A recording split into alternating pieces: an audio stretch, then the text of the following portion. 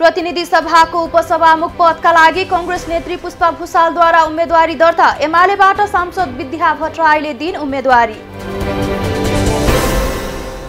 Governor अधिकारीका विषयमा छानबिन गर्न राष्ट्रिय सभामा माग। एम अधिकारी भन्ने व्यक्ति गभर्नर अधिकारी नभएको एमालेको दाबी। प्रधानमन्त्री देउबा र गभर्नर अधिकारी बीच भेटवार्ता। अर्थतन्त्रबारे जथाभावी टिप्पणी नगर्न देउबाको आग्रह। एसपीपी अस्वीकार गरेको पत्र अमेरिकालाई तत्काल पठाउन माओवादी नेता श्रेष्ठको माग। सरकारको बहिर्गमन आवश्यक रहेको एमालेको भनाई। वर्तमान सरकारको तत्काल बहिर्गमन आवश्यक रहेको एमालेका राष्ट्रिय सभा सदस्य श्रेष्ठको भनाई। जनताले समस्या भोग्नुपर्ने जिकिर। आगामी निर्वाचनमा उम्मेद्वार बन्ने कांग्रेसका वरिष्ठ नेता पौडेलको भनाई। देशका कम्युनिस्टहरू विकासका बाधक भएको आरोप। स्वतन्त्र भनेर राजनीतिमा आएका केही व्यक्ति देशलाई पछि लैजाने तत्त्व भएको माओवादी अध्यक्ष दाहालको दाबी। भाजपाको निमन्त्रणामा माओवादी अध्यक्ष दाहाल भोलि भारत जाने। राजनीतिक भेटघाट समेत गर्ने कार्यक्रम। जसपाले 2 अध्यक्षको व्यवस्था हटाउने विधान संशोधनको प्रस्ताव पेश। काठमाडौँ महानगरले यमबुद्धको शालिग बनाउने निर्णयको एमालेका उपाध्यक्ष पौडेलद्वारा स्वागत।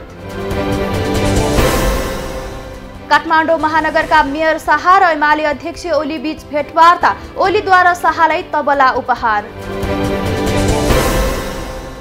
सुदूरपश्चिम प्रदेश सभा सदस्य कडम मल्लको राजीनामा प्रदेश सभाद्वारा स्वीकृत। सुदूरपश्चिम प्रदेश सरकारले आर्थिक वर्ष 2079-80 का लागि प्रस्तुत गरेको बजेट प्रदेश सभाबाट बहुमतले पारित। गभर्नर महाप्रसाद अधिकारीको शैक्षिक योग्यतामाथि प्रश्न उठाउँदै अख्तियारमा उजुरी। बर्खास्ती सहित क्षतिपूर्ति भराउन माग। राप्रपा नेपालका अध्यक्ष थापाद्वारा सर्वोच्च अदालतमा रिट दायर। चुनाव चिन्ह गाई माग।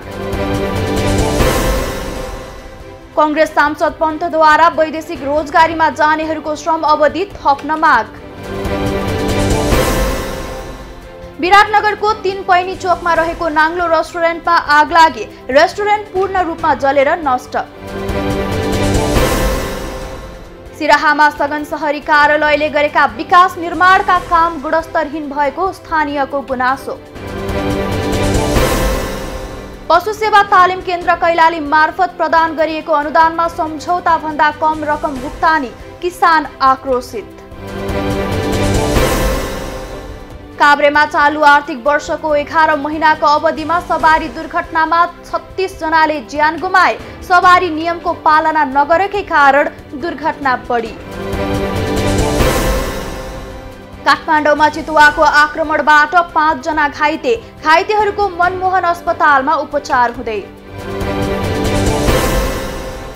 सुनसरीमा सवारी दुर्घटनामा परेर एक साइकल यात्रीको मृत्यु। मृत्यु हुनेमा 55 वर्षीय दुखीलाल धामी। ललितपुरमा रोकिराखेको ट्रकमा ठोक्किँदा स्कुटर चालकको मृत्यु। मृत्यु हुनेमा 20 वर्षीय सुरेश मोक्तान। काठमाडौँको रानीवन स्थित मानव सेवा आश्रममा एक वृद्ध मृत फेला। मृत्यु हुनेमा 65 वर्षीय नवराज परियार। बागलुङ नगरपालिका क्षेत्रमा 3 जनामा डेंगू फेला। सचेतना अभियान सुरु। काठमाडौँको भ्रिकुटी मण्डपमा बुधबार साँझ नियन्त्रणमा आएको आगो फेरि सल्कियो। 2 वटा दमकलको सहायताले आगो नियन्त्रणमा। सुदूरपश्चिममा विपद पूर्व तयारी तथा प्रतिकार योजना तयार। विपदको समयमा हुने जनधनको क्षतिलाई कम गर्न सहयोग गर्ने विश्वास। काभ्रेका स्थानीय तहले रैथाने बाली संरक्षणमा सहयोगको नीति अघि सारे। निर्यातका लागि अनुदानको व्यवस्था। बागलुङमा सञ्चालित बैंक तथा वित्तीय संस्थामा पार्किङको समस्या। ट्राफिक व्यवस्थापनमा चुनौती। सुनको मूल्य 94,600 रुपैयाँमा कारोबार। शेयर बजार परिसूचक नेप्से दोहोरो अङ्कले वृद्धि। 2 अर्ब 41 करोडको कारोबार। Lumbini general insurance company limited र सगरमाथा इन्स्योरेन्स कम्पनी लिमिटेड बीच मर्जर हुने प्रारम्भिक सम्झौता पत्रमा हस्ताक्षर। भारतमा कोरोना भाइरसको संक्रमण बढेसँगै बुस्टर डोज खोप अभियान सुरु। प्रधानमन्त्री विक्रमासिंघेलाई कार्यवाहक राष्ट्रपति तोकिएपछि श्रीलङ्कामा तनाव, राजीनामा दिन दलहरूको सुझाव। श्रीलङ्कामा कर्फ्यू तोडेर प्रदर्शन भएपछि देशव्यापी निषेधाज्ञा हटाइयो, राष्ट्रपति राजापाक्से माल्दिप्सबाट सिङ्गापुर गए। अमेरिकाद्वारा 2वटा हाइपरसोनिक क्षेप्यास्त्र सफलतापूर्वक परीक्षण। देशको संवैधानिक ढाँचाभित्र रहेर शान्तिपूर्ण रूपमा शक्ति हस्तान्तरण गर्न श्रीलङ्कालाई अमेरिकाको आग्रह। रुस युक्रेन युद्धका कारण खाद्यान्न उत्पादनमा अवरोध हुँदा श्रीलङ्का र विश्वभर अशान्ति निम्तिएको युक्रेनी राष्ट्रपतिको टिप्पणी।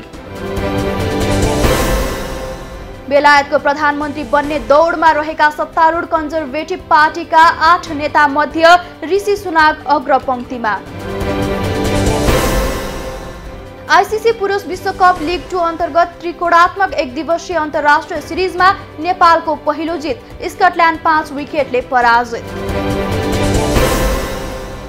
दक्षिण अफ्रिकाले अस्ट्रेलिया विरुद्ध तय भएको एकदिवसीय सिरिज नखेल्ने, अस्ट्रेलियालाई 3 खेलको अङ्क दिने तयारी। प्रिसिजनको मैत्रीपूर्ण खेलमा टोटनह्यामद्वारा के लिगको अल स्टार टिम 6-3-1 गोल अन्तरले पराजित। युरोपेली महिला च्याम्पियनशिप अन्तर्गत भएको खेलमा नेदरल्यान्ड्स विजयी, पोर्चुगल 3-2 गोल अन्तरले पराजित। वेस्ट इन्डिज विरुद्धको एकदिवसीय सिरिजमा बङ्गलादेश 1 खेल अगावै विजयी। म्यानचेस्टर सिटीका विङ्गर रहिम स्टर्लिङ चेल्सीमा अनुबन्ध 5 वर्षको सम्झौता।